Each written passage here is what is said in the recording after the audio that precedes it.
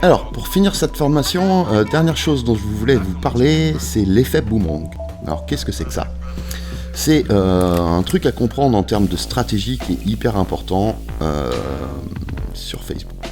Et donc, tout ce que je vous conseille de faire pour réussir. Alors souvent, c'était utilisé autour d'une landing page, c'est-à-dire vous avez votre page qui promet quelque chose, qui amène vers un cadeau, quand les gens s'inscrivent à la fin de la landing page ici, et qui amène après derrière dans un tunnel de vente avec une séquence d'emails, des vidéos, etc. pour vendre un produit. Vous connaissez le principe. Le principe, c'était donc, et on revient à l'histoire des pixels, c'était de mettre un pixel, et d'ailleurs, si vous faites ça, je vous conseille, ça marche vraiment, de mettre un pixel ici. Ça permet en fait de faire en sorte que Facebook se rappelle pour vous de tous les gens qui ont cliqué sur votre pub, qui est ici, votre pub, pour voir votre landing page.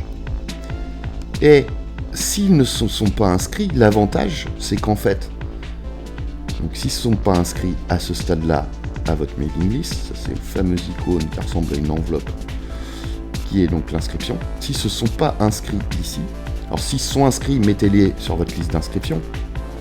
Ça vous permet de pas leur remontrer d'ailleurs votre pub vers la landing page aux gens qui sont déjà inscrits, ça sert à rien.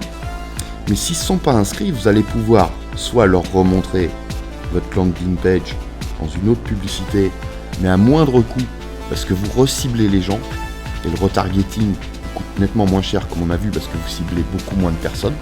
Et ces gens-là, en fait, le coût de la publicité et du clic ici est moyen, mais le coût du clic à nouveau là est nettement moins cher parce que vous faites du reciblage. Très très ciblé justement. Ça c'est le principe que vous pouvez utiliser sur un tunnel de vente. Mais le principe il est le même à plus grande échelle sur tout ce que vous faites sur votre site. Le principe c'est d'investir en publicité pour amener un maximum de gens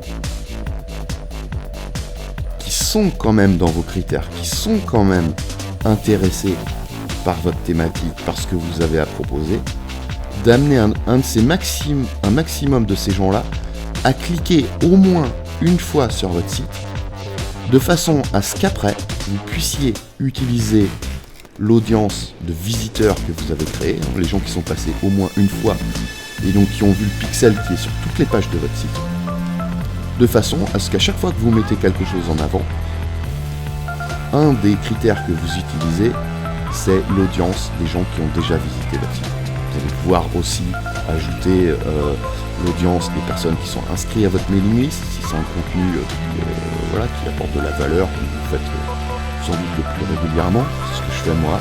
C'est-à-dire je recible mes visiteurs, les inscrits à ma mailing list, et ce que je fais pour un maximum d'efficacité, c'est des audiences similaires à 1%, comme je vous expliquais, sur mes inscrits à ma mailing list et sur mes clients, et ce par pays, pour les principaux pays francophones. Voilà comment je fais.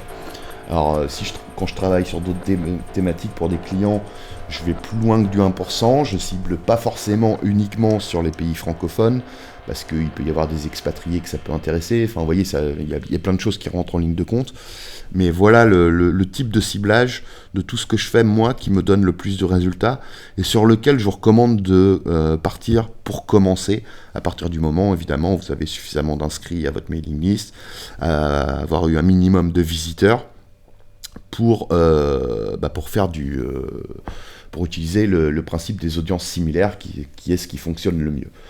Ensuite, pourquoi je mets pas des audiences similaires à mon trafic ? Parce que vous pouvez tout à fait faire ça aussi, c'est-à-dire des audiences similaires aux gens qui ont visité mon site. C'est que moi je suis sur une thématique qui est très ciblée, qui s'adresse pas à tout le monde, et j'ai constaté que c'est pas là que j'obtenais les meilleurs résultats.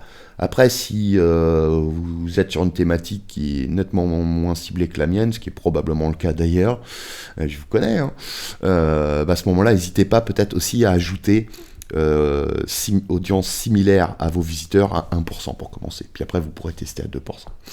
Donc voilà ce que je vous recommande le plus sur Facebook pour monter une audience sur Facebook à partir de 0 avec ou sans publicité. Comment monter les choses et puis ensuite comment passer à l'étape supérieure avec les audiences similaires.